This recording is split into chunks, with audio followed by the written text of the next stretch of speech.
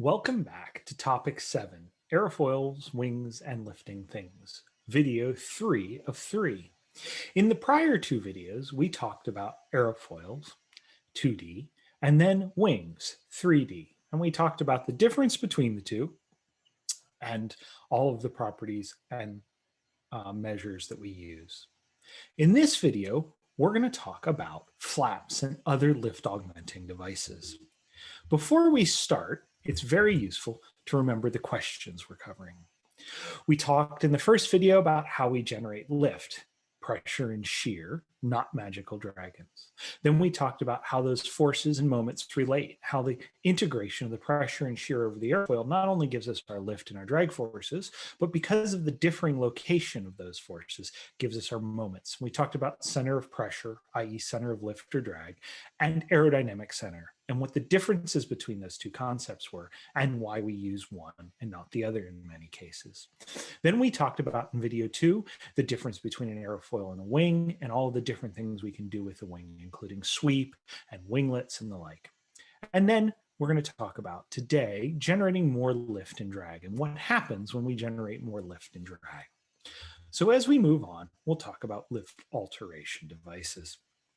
The first one is a flap, and this is something you all are familiar with because what's what you did on your glider. A simple flap just changes the camber of that section of the wing. It's not as nice and smooth as a cambered airfoil. There's a nice junction where the flap meets the wing, or the leading edge flap meets the wing, but it changes the overall camber. And this by doing this, we can change by increasing or decreasing the CL, the lift coefficient at a given alpha. If we do it on the trailing edge, which is what we typically call flaps, is more common, but we can also do it on the leading edge. We can use flaps for different things. If we use them on the horizontal tail, we call them elevators. On the vertical tail, we call them rudders. If we use them asymmetrically on the wing, one up, one down, we call those ailerons for roll control. But they're all basic flaps. Now, one of the things about flaps is there's many different types of flaps, as we talked about before. So we'll talk about what those mean. But let's look back at our 64212 with our split flap, which is a flap that just deploys from the lower surface. If we look at our CL versus alpha curve, you can see deploying that 60-degree flap moves the CL at any given point up. It moves the stall point here to a lower angle of attack. So that's something to remember, that as we deploy our flaps, it changes our stall properties of our aircraft. It also changes the pitching moment significantly in this case, from just under 0 to almost minus 0.3, and it increases our drag. So flaps, by doing that, change all of the behaviors of our airfoil. And that's something we need to remember because we use both of those properties in different ways. Okay, so we talked about the flaps. The flap we first looked at was our split flap. It just deploys from the lower surface of the airfoil of the wing. It's not a very common one. It was used probably most effectively on the B-52 bomber and the early series, the A through D models and E and F models, sorry, A through F models. And it's really good because it doesn't change the airflow over the upper surface of the wing all that much, but it deflects more airflow. The big problem is it tends to generate quite a bit of drag. And that might be negative, like if we're taking off, we don't want drag, but it might also be a positive. In landing, we like having drag because we have a large separation region, a hollow region in the space. Another type of flap is what's called the Fowler flap. And this one, if you've flown on A320s or 737s, 767s, A330s, is the one you're most familiar with. In addition to deflecting downwards, the flap translates aft. And so what it does is it effectively increases the wing area of the aircraft. You don't see this on things like 787 and A350 as much, but you do on some of the other aircraft. By increasing the wing area, we get an even larger increase in CL, effective CL for that section, than just the change in camber. And that's because we're still using the original reference area. So our original S is unchanged, but the real S of that section of wing has gone up. In some cases by 30 or 40%. The triple slotted Fowler flaps on 727s and 747s were large enough that they increased the local wing area, or increased the overall wing area by about 25% in full deployment. And so what happens is they move aft and then they move down. And so what we can do is we can get a lot of CL change before we get a significant drag change. Problem with Fowler flaps, and especially when we have lots and lots of slots, components, is that they weigh a lot. There's a lot of complexity. As we're going to that, we'll talk about the slotted flap, because what that does is it creates a channel for high pressure air to get up and go over the top surface of the flap. And this prevents separation. It means we can turn the flow more and more without creating separation drag and stalling the flap. In fact, if you look at most flaps on modern commercial transports, they're almost all slotted. They just turn the flow too much to not be slotted, whether they have Fowler motion or not. And then, of course, we can combine that. We can have many slots, single slotted, double slotted, triple slotted. Triple slotted was really the extreme in commercial transports, and we've gone back from that to double or even single in most cases.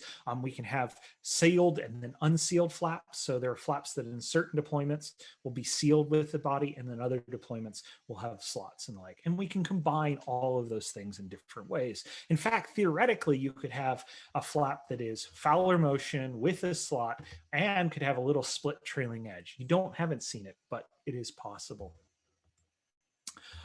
In the same thing, we have the same on the leading edge devices. So you have the simple flap, which just changes the leading edge shape. But we have some more complex options.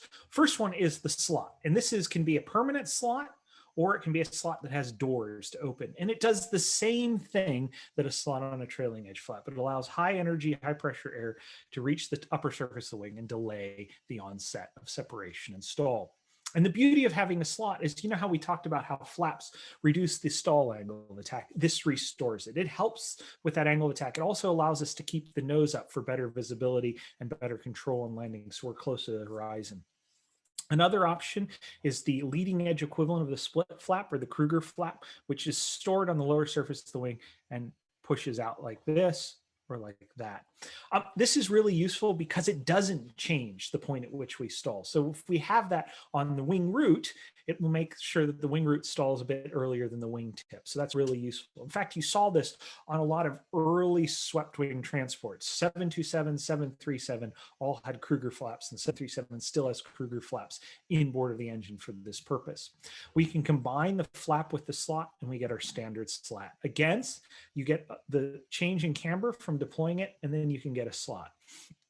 And some combine both of those. So it's a bit of flap with no slot, or in a further deployment, it opens up the slot. In fact, the 737 slat system is designed to be sealed for takeoff and open for landing, because you don't want the drag on takeoff, but you want the drag and the higher pitch angle on landings. So that's just a combination of different leading edge devices. Again, you can work them all together. One of the most interesting ones, and I recommend you read into it, is the 747's leading edge devices, because it has standard Kruger flaps like this, but it also has a variable camber leading edge device on the most outboard. And why Boeing used that back, because it was designed in the 60s, and why they've gone away from that. It's an interesting history, but it's really useful to know. Okay. So how do those work? Well, let's look at the characteristics of different aircraft. So this is from a NASA report, Rudolph et al., back from '96. It's a contract report. You can find it on ntrs.nasa.gov. Just type in the information there. And what they did is they evaluated the different high lift systems for different commercial transports. And they looked at the fact that some are broken trailing edges and the like. And what you see is a range of flap options and a range of slat options and the like. And here we have the wing sweep angle, quarter chord sweep angle, versus CL on these curves, and we have the max landing wing loading versus CL, and then the approach speeds are on these diagonals. And what you can find is you see that the more complex flap systems as a whole give you a higher CL approach, a higher more difference, and the more simpler flap systems give you a lower CL. Also, as your wing sweep increases, you'll notice that we lose some of that CL due to the normal. So the 747, which was very highly swept wing, lost more. But some simple single slotted flap systems are very effective, like on the BAE 146-200. You'll also notice that the Airbus flap systems tend to be slightly more effective than the Boeings. And that has to do with the way the trailing edge of the wing breaks, but it also has to do with the structural design philosophy of the two companies, which is slightly different. So because of that, Boeing usually has an inboard aileron just over the thrust gate between the engines, and that breaks up and causes a little bit of inefficiency with your trailing edge system.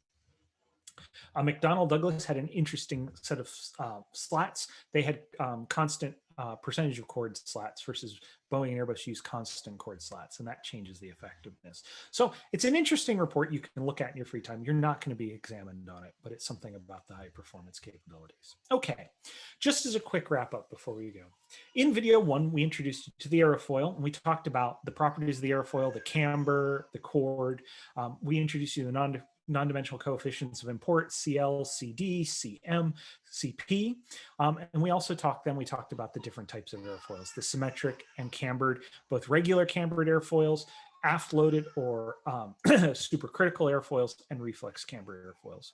In video 2, we introduced you to wings and the properties of those, including span, aspect ratio, sweep, and the like, and taper ratio, and we introduce you to the losses from those 3D effects. And then in this video, we've talked about lift and drag and augmentation devices. So that brings us to the end of topic 7. Join us next week for topic 8.